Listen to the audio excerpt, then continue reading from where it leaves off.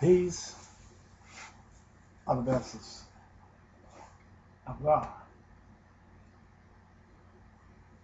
Reuben, Simon, Levi, Judea, Dan, Naphtali, Gad, Asher, Isaac, Zebulun, Joseph, and Benjamin. These are the vineyards of God. These are the vessels of God. The vineyard is the habitat. He built it on a fruit hill. The tree spoken of in Daniel chapter 4 is the fruitful hill. He planted on a fruitful hill.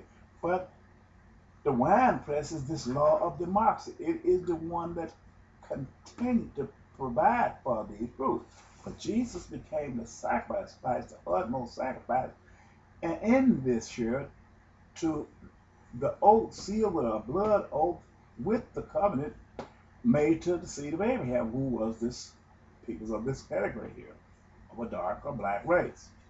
Now, the rams in Exodus 29, verse 1, and the bullocks represent Jesus as one of the rams, and John the Baptist as one of the secondary ram, and myself received as the bullock, who was of the seed of Abraham, but yet in the spirit. So I remained in two, and the bullocks was in the bullocks, and the two rams, and two rams came down connected all together in one sequence spoken of in Isaiah 6:1-3, as angels came down from heaven to be connected on to be the utmost sacrifice. These were through the signets, 3 sacrifices in 3 years, ordained by God to be made, to be the blood seal of the covenant of the law. Ark of the covenant, once again, would symbolize all 12 tribes of Israel. Even though you don't see the ark, but in these be the ark. These are the vessels of God. The mercy seat with the one cherubim on this end would be symbolized by one of the rams. The other cherubims symbolized on this here would be the black prophet spoken of in Revelation chapter 6, which is the black horse, which would become the bullock. But in the middle, the voice and the train that filled the temple spoken of in Isaiah 6:1-3 would be the voice of God, which would be Jesus Christ made flesh here on earth. He would symbolize the ram right here in the middle. But all of us would be connected together, 3 of us, to be made sacrifice for remission, to seal of covenant in the sins of man, even though one was worthy to bear the burden of this sacrifice. We would have been part of this sacrifice because we was made an attachment on to Jesus, connecting all nations to God. Now, let's say this. We want to go to Daniel. I want to first, let me go to this part here.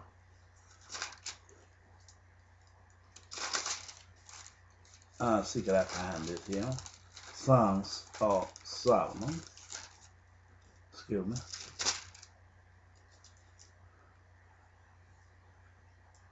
Okay, let me see if I got it.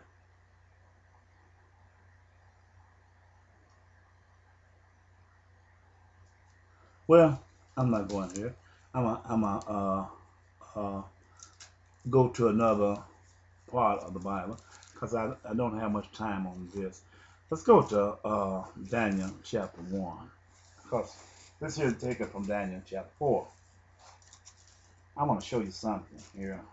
Okay, God placed it on my heart to show you these things, and I didn't prepare like I wanted to go here because I don't want to go string it all the way out to get you all confused, because it's the part I want to take up from and begin at, because to transcend, show you what Revelation chapter 17 is about.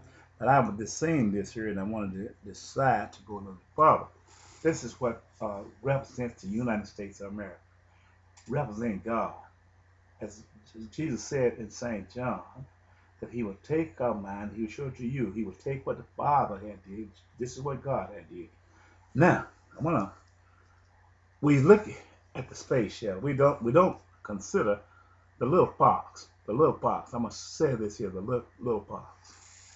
We don't consider the mindset of the man, these little things that we see and hear every day.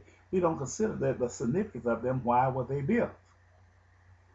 As long as they make us believe that they is built for a specific person for our benefit, we'll say these things here is the work of God to try to keep us a free and rich nation. We can say this. Now, but we don't consider the thing that every time you see the United States go out, they conquer, they take the spoil of other nations. There's not a given nation. If they give something, they give it for a main purpose in order to receive something greater at a later day. They don't go and buy a slave just to bring him out and sit him down here and feed him. The slave have to have some significant meaning or value to him in order for him to buy slaves. He don't go and conquer a nation just for the sake to go and feed that nation. That nation he conquered have to have a significant value to him. He don't do these things for free. A nation that is a poor nation that have nothing in order, and war and genocide goes on in the land, he'll turn his head and look as if this is not happening. This is what they do. These are the little foxes that we don't consider. Well, if you go and look at your Bible and Daniel chapter 4, I'm going to go to chapter 1 first. And now I'm going to read this here. It's in the third year of the reign of Jehoiakim of Judea, came Nebuchadnezzar, king of Babylon and Jerusalem, and besieged it. And the Lord, listen to this, and the Lord gave Jehoiakim, king of Judea, into his hand, with part of the vessels of the house of God, which he carried into the land of Shinar, to the house of his God, and he brought the vessels into the treasures of his God. Let's stop right there. This is talking to us today.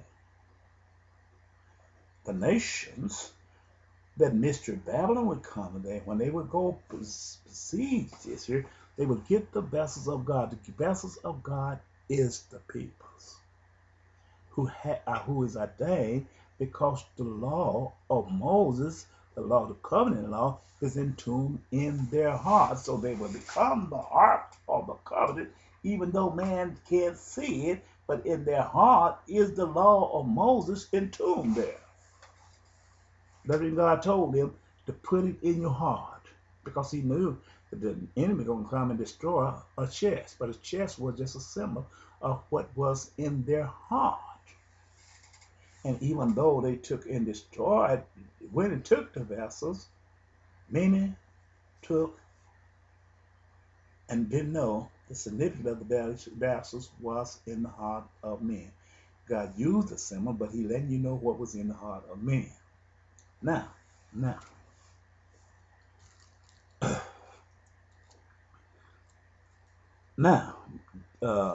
this is what God allowed this.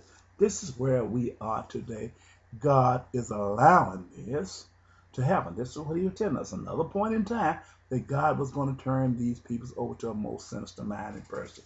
Not because they is favored of God, the sinister-minded people is favored of God, but because there is a sinful root here in the earth. And he's going to bring out the utmost, the hatred in them, in order to show us the depths of sin. We don't know it.